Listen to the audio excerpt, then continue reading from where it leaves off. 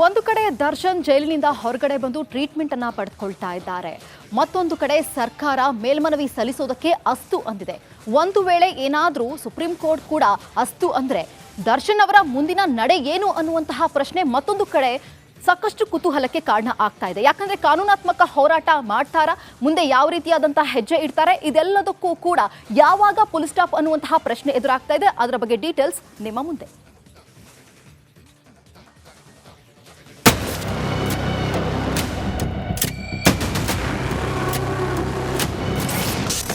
ಮತ್ತೆ ಬಳ್ಳಾರಿ ಜೈಲಿಗೆ ಶಿಫ್ಟ್ ಆಗ್ತಾರಾ ದರ್ಶನ್?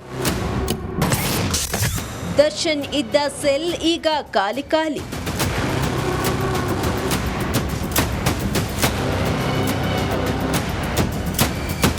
ರೇಣುಕಾಸ್ವಾಮಿ ಕೊಲೆ ಕೇಸ್ನ ಪ್ರಮುಖ ಆರೋಪಿ ದರ್ಶನ್ ಬಳ್ಳಾರಿ ಸೆಂಟ್ರಲ್ ಜೈಲಿನಲ್ಲಿ ಪಡಬಾರದ ಸಂಕಷ್ಟ ಅನುಭವಿಸಿದ್ರು. ಮೊದಲು ಪರಪ್ಪನ ಅಗ್ರಹಾರ ಜೈಲಿನಲ್ಲಿ ಇದ್ರು. ಬಳಿಕ ದೂರದ ಬಳ್ಳಾರಿ ಸೆಂಟ್ರಲ್ ಜೈಲಿಗೆ ಶಿಫ್ಟ್ ಆಗಿದ್ರು.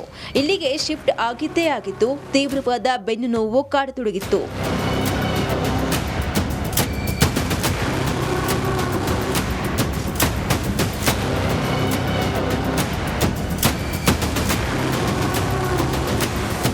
ನಡೆಯೋಕ್ಕೂ ಆಗದೆ ಕೂರೋಕ್ಕೂ ಆಗದೆ ವಿಲವಿಲ ಅಂತ ಒದ್ದಾಡುವಂತೆ ಮಾಡಿತ್ತು. ಇದೇ ಕಾರಣಕ್ಕೆ ಕೋರ್ಟ್ನಲ್ಲಿ ವಾದ ಮಾಡಿ ವೈದ್ಯರ ಸಲಹೆ ಮೇರೆಗೆ ಬೆಡ್ ಹಾಗೂ ಸರ್ಜಿಕಲ್ ಕುರ್ಚಿ ವ್ಯವಸ್ಥೆಯನ್ನು ಮಾಡಲಾಗಿತ್ತು. ಆದರೆ ಬೆನ್ನು ನೋವನ್ನೇ ಮುಂದೆ ಇಟ್ಟುಕೊಂಡು ಹೈಕೋರ್ಟ್ನಲ್ಲಿ ಮಧ್ಯಂತರ ಜಾಮೀನು ಪಡೆದು ಸದ್ಯ ಬೆಂಗಳೂರಿನ ಬಿಜಿಎಸ್ ಆಸ್ಪತ್ರೆಯಲ್ಲಿ ದಾಖಲಾಗಿದ್ದಾರೆ. 6 ವಾರಗಳ ಕಾಲ ಷರತ್ತುಬದ್ಧವಾಗಿ ದರ್ಶನ್ಗೆ ಮಧ್ಯಂತರ ಜಾಮೀನು ಮಂಜೂರು ಮಾಡಿತ್ತು. ಆದರೆ ದರ್ಶನ್ಗೆ ಈವರೆಗೆ ಆಪರೇಷನ್ ಮಾತ್ರ ಆಗಿಲ್ಲ. ಇದನ್ನ ಮುಂದಿಟ್ಟುಕೊಂಡು ತನಿಖಾ ತಂಡ ಮೇಲ್ಮನವಿ ಸಲ್ಲಿಕೆ ಮಾಡಲು ಸಿದ್ಧತೆಯನ್ನ ಮಾಡಲಾಗಿದೆ. ಒಂದ್ ವೇಳೆ ಮಧ್ಯಂತರ ಮನವಿ ಸ್ವೀಕರಿಸಿ ಸುಪ್ರೀಂ ಕೋರ್ಟ್ ದರ್ಶನ್ಗೆ ಶಾಕ್ ಕೊಟ್ರೆ ಮತ್ತೆ ಬಳ್ಳಾರಿ ಜೈಲಿಗೆ ಶಿಫ್ಟ್ ಆಗುವ ಸಾಧ್ಯತೆ ಇದೆ.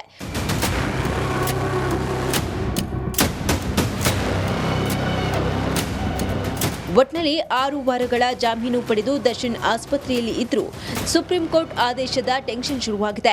ಹಾಗಾದ್ರೆ ದರ್ಶನ್ಗೆ ರಿಲೀಫ್ ಸಿಗುತ್ತಾ ಇಲ್ಲ ಟ್ರಬಲ್ ಫಿಕ್ಸಾ ಅನ್ನೋದು ಸೋಮವಾರದವರೆಗೆ ಕಾಯಲೇಬೇಕು. Bureau report, Republic Kannada.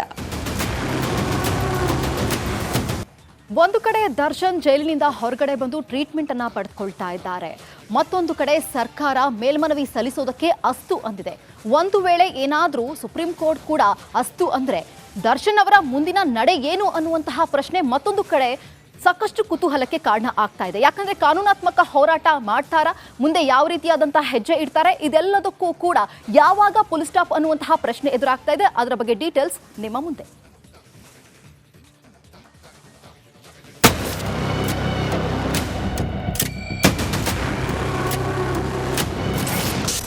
ಮತ್ತೆ ಬಳ್ಳಾರಿ ಜೈಲಿಗೆ ಶಿಫ್ಟ್ ಆಗ್ತಾರಾ ದರ್ಶನ್? ದರ್ಶನ್ ಇದ್ದ ಸೆಲ್ ಈಗ ಖಾಲಿ.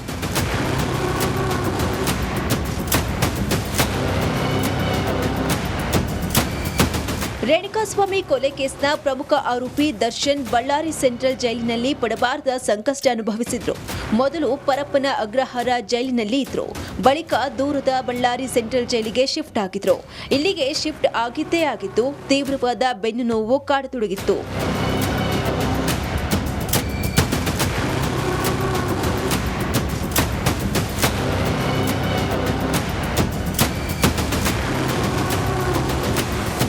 ನಡೆಯೋಕ್ಕೂ ಆಗದೆ ಕೂರೋಕ್ಕೂ ಆಗದೆ ವಿಲವಿಲ ಅಂತ ಒದ್ದಾಡುವಂತೆ ಮಾಡಿತ್ತು.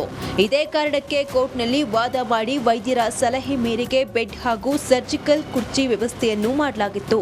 ಆದರೆ ಬೆನ್ನು ನೋವನ್ನೇ ಮುಂದೆ ಇಟ್ಟುಕೊಂಡು ಹೈಕೋರ್ಟ್ನಲ್ಲಿ ಮಧ್ಯಂತರ ಜಾಮೀನು ಪಡೆದು ಸದ್ಯ ಬೆಂಗಳೂರಿನ ಬಿಜಿಎಸ್ ಆಸ್ಪತ್ರೆಯಲ್ಲಿ ದಾಖಲಾಗಿದ್ದಾರೆ. 6 ವಾರಗಳ ಕಾಲ ಷರತ್ತುಬದ್ಧವಾಗಿ ದರ್ಶನ್ಗೆ ಮಧ್ಯಂತರ ಜಾಮೀನು ಮಂಜೂರು ಮಾಡಿತ್ತು.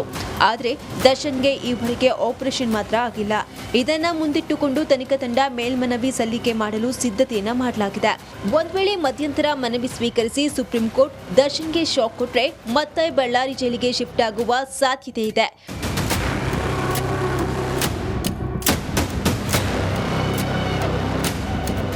ಒಟ್ನಲ್ಲಿ 6 ವಾರಗಳ ಜಾಮೀನು ಪಡೆದು ದರ್ಶನ್ ಆಸ್ಪತ್ರೆಯಲ್ಲಿ ಇದ್ರೂ ಸುಪ್ರೀಂ ಕೋರ್ಟ್ ಆದೇಶದ ಟೆನ್ಷನ್ ಶುರುವಾಗಿದೆ. ಹಾಗಾದ್ರೆ ದರ್ಶನ್ಗೆ ರಿಲೀಫ್ ಸಿಗುತ್ತಾ ಇಲ್ಲ ಟ್ರಬಲ್ ಫಿಕ್ಸಾ ಅನ್ನೋದು ಸೋಮವಾರದವರೆಗೆ ಕಾಯಲೇಬೇಕು.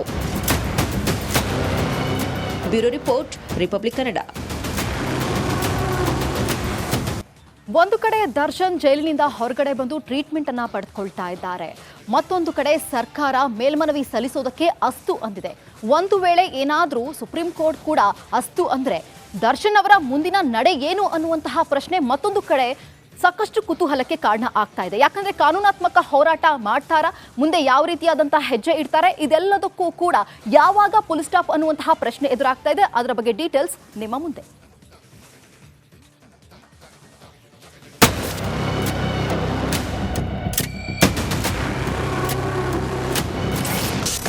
ಮತ್ತೆ ಬಳ್ಳಾರಿ ಜೈಲಿಗೆ ಶಿಫ್ಟ್ ಆಗ್ತಾರಾ ದರ್ಶನ್?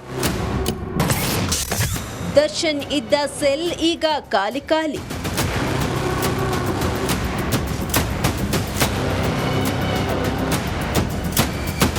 ರೇಣುಕಾಸ್ವಾಮಿ ಕೊಲೆ ಕೇಸ್ನ ಪ್ರಮುಖ ಆರೋಪಿ ದರ್ಶನ್ ಬಳ್ಳಾರಿ ಸೆಂಟ್ರಲ್ ಜೈಲಿನಲ್ಲಿ ಪಡಬಾರದ ಸಂಕಷ್ಟ ಅನುಭವಿಸಿದ್ರು. ಮೊದಲು ಪರಪ್ಪನ ಅಗ್ರಹಾರ ಜೈಲಿನಲ್ಲಿ ಇದ್ರು. ಬಳಿಕ ದೂರದ ಬಳ್ಳಾರಿ ಸೆಂಟ್ರಲ್ ಜೈಲಿಗೆ ಶಿಫ್ಟ್ ಆಗಿದ್ರು. ಇಲ್ಲಿಗೆ ಶಿಫ್ಟ್ ಆಗಿದ್ದೇ ಆಗಿದ್ದು ತೀವ್ರವಾದ ಬೆನ್ನು ನೋವು ಕಾಡತೊಡಗಿತ್ತು.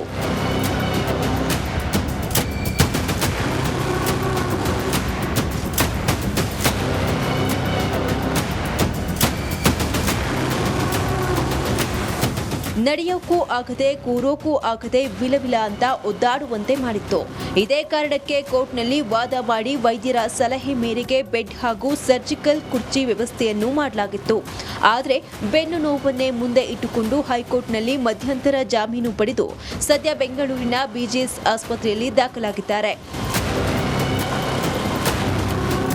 6 ವಾರಗಳ ಕಾಲ ಷರತ್ತುಬದ್ಧವಾಗಿ ದರ್ಶನ್ಗೆ ಮಧ್ಯಂತರ ಜಾಮೀನು ಮಂಜೂರು ಮಾಡಿತ್ತು. ಆದರೆ ದರ್ಶನ್ಗೆ ಈವರೆಗೆ ಆಪರೇಷನ್ ಮಾತ್ರ ಆಗಿಲ್ಲ. ಇದನ್ನ ಮುಂದಿಟ್ಟುಕೊಂಡು ತನಿಖಾ ತಂಡ ಮೇಲ್ಮನವಿ ಸಲ್ಲಿಕೆ ಮಾಡಲು ಸಿದ್ಧತೆಯನ್ನ ಮಾಡಲಾಗಿದೆ. ಒಂದ್ ವೇಳೆ ಮಧ್ಯಂತರ ಮನವಿ ಸ್ವೀಕರಿಸಿ ಸುಪ್ರೀಂ ಕೋರ್ಟ್ ದರ್ಶನ್ಗೆ ಶಾಕ್ ಕೊಟ್ರೆ ಮತ್ತೆ ಬಳ್ಳಾರಿ ಜೈಲಿಗೆ ಶಿಫ್ಟ್ ಆಗುವ ಸಾಧ್ಯತೆ ಇದೆ.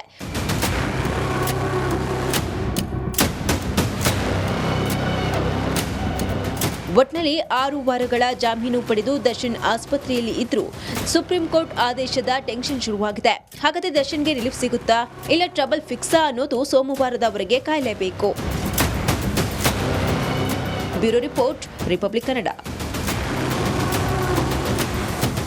ಒಂದು ಕಡೆ ದರ್ಶನ್ ಜೈಲಿನಿಂದ ಹೊರಗಡೆ ಬಂದು ಟ್ರೀಟ್ಮೆಂಟ್ ಅನ್ನ ಪಡೆದುಕೊಳ್ತಾ ಇದ್ದಾರೆ. ಮತ್ತೊಂದು ಕಡೆ ಸರ್ಕಾರ ಮೇಲ್ಮನವಿ ಸಲ್ಲಿಸೋದಕ್ಕೆ ಅಸ್ತು ಅಂದಿದೆ. ಒಂದು ವೇಳೆ ಏನಾದರೂ ಸುಪ್ರೀಂ ಕೋರ್ಟ್ ಕೂಡ ಅಸ್ತು ಅಂದ್ರೆ ದರ್ಶನ್ ಅವರ ಮುಂದಿನ ನಡೆ ಏನು ಅನ್ನುವಂತಹ ಪ್ರಶ್ನೆ ಮತ್ತೊಂದು ಕಡೆ ಸಾಕಷ್ಟು ಕುತೂಹಲಕ್ಕೆ ಕಾರಣ ಆಗ್ತಾ ಇದೆ. ಯಾಕಂದ್ರೆ ಕಾನೂನಾತ್ಮಕ ಹೋರಾಟ ಮಾಡ್ತಾರಾ, ಮುಂದೆ ಯಾವ ರೀತಿಯಾದಂತಹ ಹೆಜ್ಜೆ ಇಡ್ತಾರೆ, ಇದೆಲ್ಲದಕ್ಕೂ ಕೂಡ ಯಾವಾಗ ಫುಲ್ ಸ್ಟಾಪ್ ಅನ್ನುವಂತಹ ಪ್ರಶ್ನೆ ಎದುರಾಗ್ತಾ ಇದೆ. ಅದರ ಬಗ್ಗೆ ಡೀಟೇಲ್ಸ್ ನಿಮ್ಮ ಮುಂದೆ.